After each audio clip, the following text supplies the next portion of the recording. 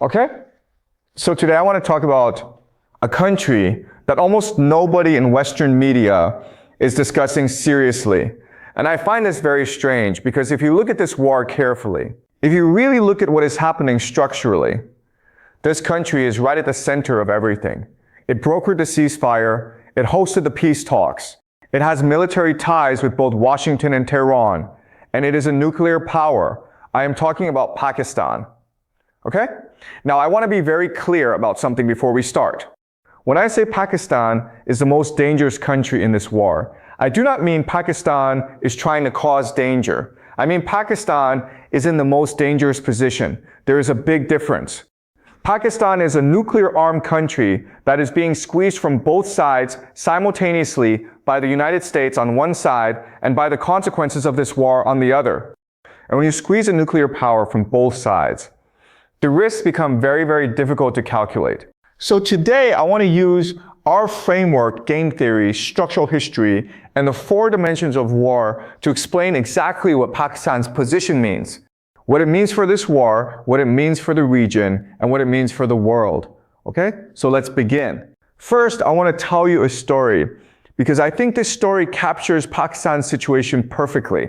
Think about a man who lives between 2 very powerful, very angry neighbors. Both neighbors are in a fight with each other. Both neighbors come to this man and say, "We need your help." Now, this man is not a weak person. He has a gun.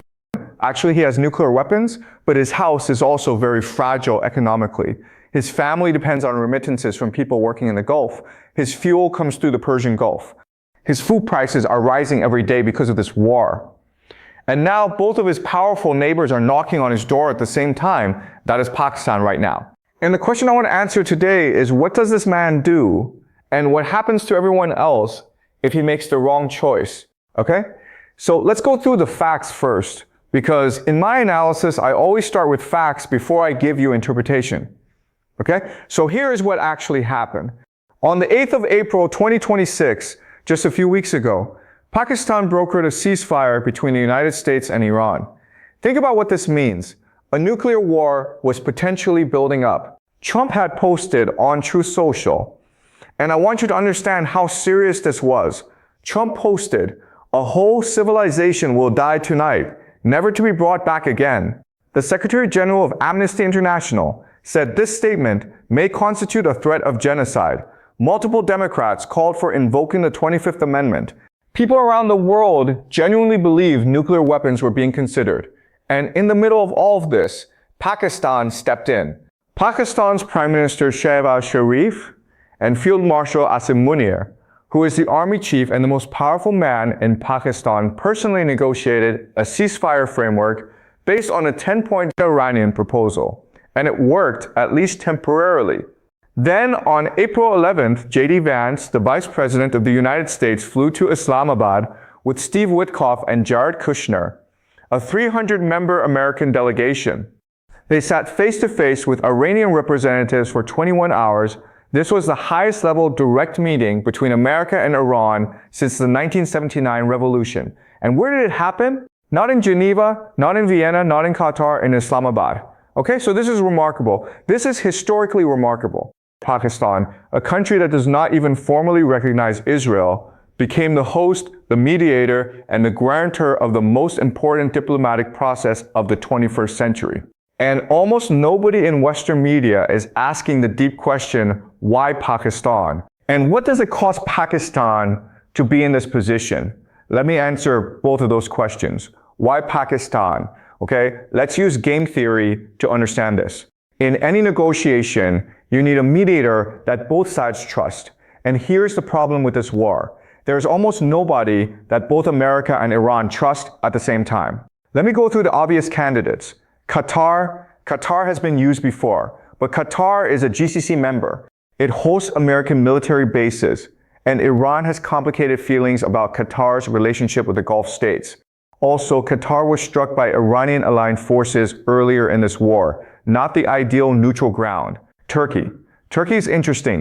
Turkey is a NATO member, which gives it credibility with America. And Turkey has maintained economic ties with Iran. But Turkey and America have a complicated relationship right now. and Turkey's role in the region makes it a somewhat interested party rather than a neutral one. China. China is Iran's biggest oil customer. China has invested over $100 billion in Iran's energy infrastructure. China has obvious interest in ending this war because the closure of the Strait of Hormuz is hurting China's supply chain. But America does not trust China right now. In fact, Trump accused China of sending weapons to Iran during this war. So China cannot be a neutral mediator from America's perspective. Russia, even more obvious problem.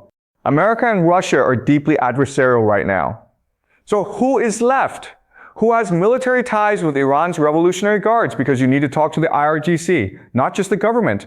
And who also has a relationship warm enough with Trump that Trump calls them his favorite field marshal, Pakistan. Specifically, Field Marshal Asim Munir. This man has personal relationships with Iran's military leadership because Pakistan and Iran share a border and have decades of military-to-military contact. And at the same time, he has built a personal rapport with Donald Trump. Trump genuinely likes this man.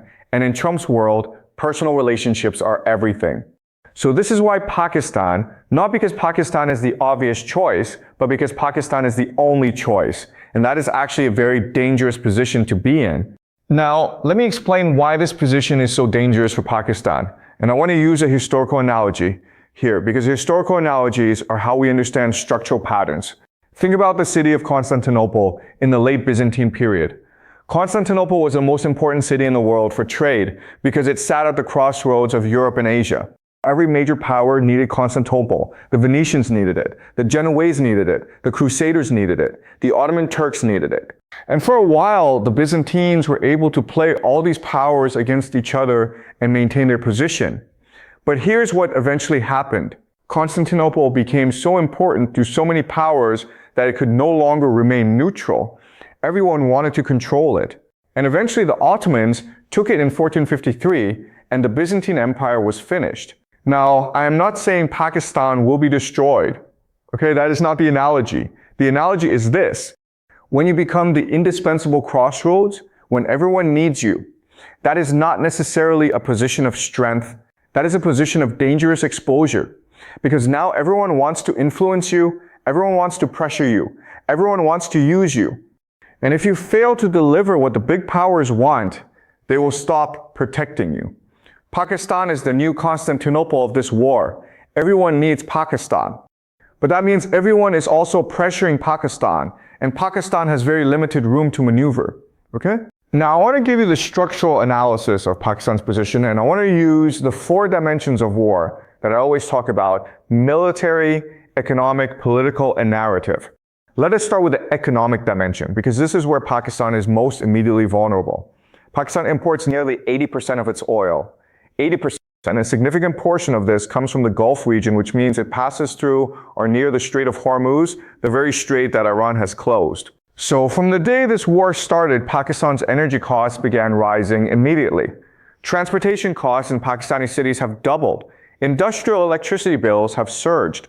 Inflation, which was already above 40% in Pakistan in 2025, is getting worse. Small businesses are struggling. Ordinary families are struggling. And then there is the remittances problem. Pakistan has millions of workers in the Gulf, in Saudi Arabia, in the UAE, in Kuwait, in Qatar. These workers send money home every month. This is not a small thing. Remittances are one of Pakistan's largest sources of foreign exchange. If the Gulf economies are destabilized by this war, if Saudi Arabia is threatened, if the UAE is hit, if the Gulf states start contracting, then Pakistani workers lose jobs and Pakistani families lose income, and Pakistan's economy, which is already fragile, becomes even more fragile. So Pakistan has a direct economic interest in ending this war as fast as possible. But here is the problem. The faster Pakistan tries to end this war, the more it has to pressure Iran to make concessions, and pressuring Iran has its own costs. Now let us look at the political dimension, and this is where it gets really complicated. Pakistan's domestic politics are extremely fractured right now. You have a government led by Prime Minister Shehbaz Sharif, but you also have Imran Khan sitting in prison and a large part of the Pakistani population that supports him. And among that population, and among many ordinary Pakistanis, regardless of which political party they support, there is strong sympathy for Iran and for the Palestinian cause. Pakistanis are a Muslim majority country. They watch what is happening in Iran. They watch what is happening in Gaza. They have feelings about this. So when Field Marshal Asim Munir, who is effectively the most powerful man in Pakistan right now, sits in a room with J.D. Vance and works to broker a deal that could be seen as pressuring Iran, there is domestic political risk. Pakistani public opinion does not like the idea of Pakistan being used as an instrument of American pressure on a Muslim country. That is a political landmine. At the same time, Pakistan cannot afford to alienate America. Pakistan has nuclear weapons. The United States has always been deeply concerned about the security of Pakistan's nuclear arsenal. America provides financial support to Pakistan. The IMF, which Pakistan desperately needs for economic survival, is heavily influenced by American votes. If Pakistan loses American goodwill, the economic consequences could be severe. So Pakistan is caught. It needs America's economic support and goodwill, but it cannot afford to be seen by its own population or by Iran as doing America's dirty work. This is the political squeeze. Now let us look at the military dimension, and this is where things become truly serious. Pakistan is a nuclear power. It has somewhere between 160 and 170 nuclear warheads, making it one of the larger nuclear arsenals in the world. And Pakistan's nuclear doctrine is different from America's or Russia's. Pakistan has what strategists call a first-use policy, meaning Pakistan explicitly does not rule out using nuclear weapons first if it faces an existential threat. Now, why is this relevant to the Iran war? Let me explain. Pakistan shares a long border with Iran. Any escalation of this war into Pakistani territory, any American military activity that spills over into Pakistan's airspace, any Iranian pressure that makes Pakistan feel threatened, immediately brings a nuclear power into direct contact with the most dangerous war since World War II. And here's something I want you to really think about. The reason Pakistan is in this mediating role is precisely because it has these military and nuclear credentials. Iran talks to Pakistan partly because Pakistan is a fellow nuclear power. Iran knows that Pakistan understands what it means to be threatened with nuclear annihilation. This is part of why the relationship between Pakistan and Iran's IRGC has depth. There is a shared understanding of what it means to be a smaller nuclear power in a world dominated by much larger nuclear powers. But this also means that if the talks fail, if the ceasefire completely collapses, Pakistan's position becomes extraordinarily dangerous because Pakistan will be a nuclear power sitting right next to an active war zone with a fragile economy, a divided domestic politics, and pressure from both sides of the conflict. This is not a stable configuration. Let me now talk about the narrative dimension because I think this is the most underappreciated aspect of Pakistan's role. Think about what Pakistan has achieved through this mediation. Iran's ambassador in Islamabad said something very interesting. He said, "We will do talks in Pakistan and nowhere else because we trust Pakistan." Think about that. Iran, which has been at war, which has been bombed, which has lost its supreme leader, which does not trust the United States, which does not trust Israel, which is deeply suspicious of every Gulf state. Iran trusts Pakistan. That is enormous diplomatic capital. And the Washington Post ran a story that captures the strangeness of this perfectly. The headline was something like, "A nuclear armed power that does not recognize Israel has secured a high-profile role in the Iran war." They were pointing out the paradox. Pakistan is not a Western ally in the traditional sense. Pakistan does not recognize Israel. Pakistan became a nuclear power in secret. And yet Pakistan is now the indispensable mediator of the most dangerous war on earth. That is a remarkable narrative achievement. But here is the other side of this narrative.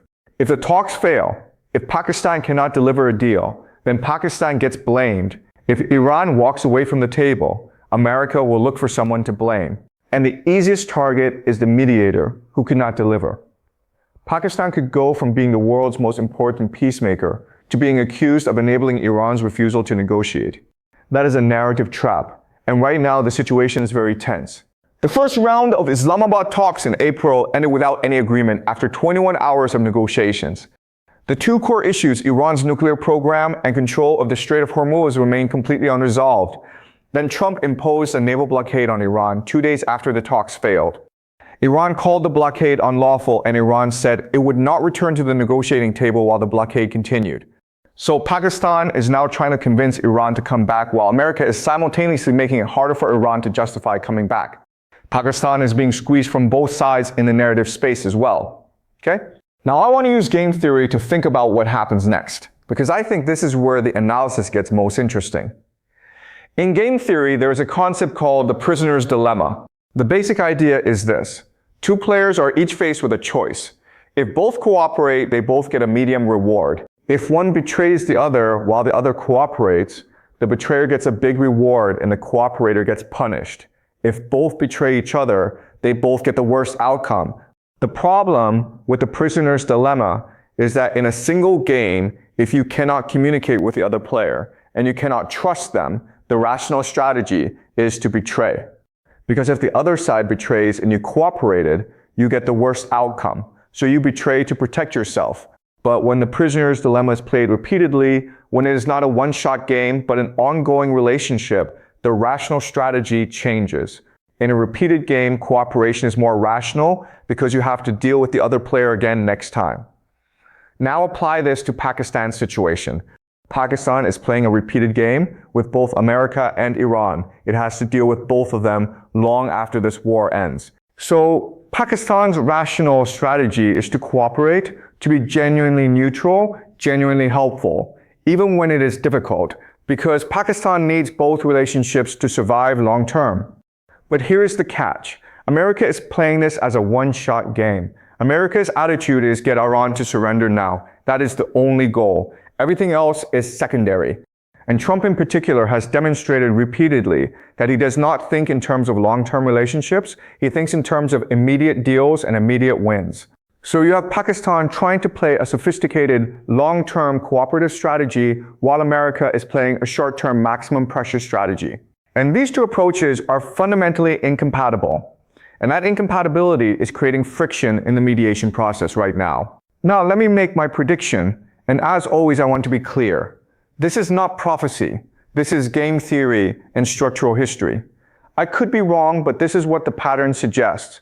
Pakistan is in a position that I would call the mercenary trap. Okay? I have talked about the mercenary trap before in the context of Israel and America. But let me apply it to Pakistan. The mercenary trap works like this. A powerful empire needs someone to do its difficult work. In this case, diplomacy with an enemy the empire cannot talk to directly. They hire a mercenary. In this case, Pakistan. The mercenary does the work. But in doing the work, the mercenary exposes itself to all the risks that the empire wanted to avoid. The mercenary takes the blame when things go wrong. The mercenary is pressured and squeezed. And if the mercenary cannot deliver, the empire abandons it and finds someone else. Pakistan accepted this role because it needed the money, the goodwill, and the geopolitical status that comes from being the indispensable mediator. But in accepting this role, Pakistan has put itself in the middle of a conflict between a declining empire and a resilient civilization. And history tells us this is not a safe place to be. What I think will happen is this. The talks will continue probably for weeks or months. There will be more rounds. The ceasefire will be extended repeatedly. Pakistan will keep trying, and in the short term, Pakistan's role protects it. As long as talks are ongoing, both America and Iran need Pakistan. So Pakistan is safe, but the danger moment comes if the talks completely and permanently collapse. If America decides to escalate massively, to go for a ground invasion, to destroy Iranian critical infrastructure, and the ceasefire dies, at that point, Pakistan loses its mediating role. Pakistan becomes just another country on the border of an active war zone. And then the vulnerabilities I described, the economic dependence on Gulf remittances, the domestic political instability, the nuclear weapons sitting next to a war, all of those become acute simultaneously. And let me end with one more thought because I think this connects to the biggest structural question of this war. We have talked in previous lectures about how this war is really about the replacement of the American empire, how different powers are positioning themselves for a post-American Middle East, and in that context, Pakistan's role is fascinating. Pakistan is a Muslim-majority nuclear power. It has ties to China through the China-Pakistan Economic Corridor, one of the most important Belt and Road projects. It has historical ties to America through decades of alliance. It has cultural and religious ties to Iran and to the broader Muslim world. And it has demonstrated in this crisis that it has a unique ability to communicate with all sides simultaneously. In a post-American Middle East that I believe is emerging from this war, there will need to be a regional security architecture. Someone will need to help manage the relationship between the two regional powers that I believe will emerge, Israel and Iran. And interestingly, Pakistan is one of the few countries that has credibility with Iran while also being capable of speaking with Israel's allies. So there is a version of this story where Pakistan comes out of this war stronger, where Pakistan's mediation role becomes permanent, where Pakistan becomes the Switzerland of the new Middle East, a neutral, trusted broker that all sides need. And given Pakistan's nuclear status, its geographic position, and its unique set of relationships, this is actually not an implausible outcome. But there's also a version where Pakistan gets crushed, where the talks collapse, the war escalates, the Gulf economies implode, Pakistani remittances dry up, domestic politics explodes, and Pakistan enters a period of severe instability, potentially the worst since its founding. And that version, with a nuclear-armed Pakistan, in severe internal crisis, sitting next to an active regional war, is one of the most dangerous scenarios anyone can imagine. So when I say Pakistan is the most dangerous country in this war, this is what I mean. Not because Pakistan is threatening anyone, but because Pakistan's situation contains within it the potential for outcomes both very good and very bad that could reshape the entire world. Okay? So that is my analysis for today. I want to emphasize once more, this is structural analysis. This is game theory. It is not prophecy. Keep your minds open. Look at the evidence. Test this framework against what you see in the news. But I think once you start watching Pakistan closely, once you start watching what Field Marshal Asim Munir is doing, who he is meeting, what Pakistan's foreign ministry is saying, you will see exactly what I mean. This is the story nobody is covering, and it may turn out to be the most important story of the entire war, okay?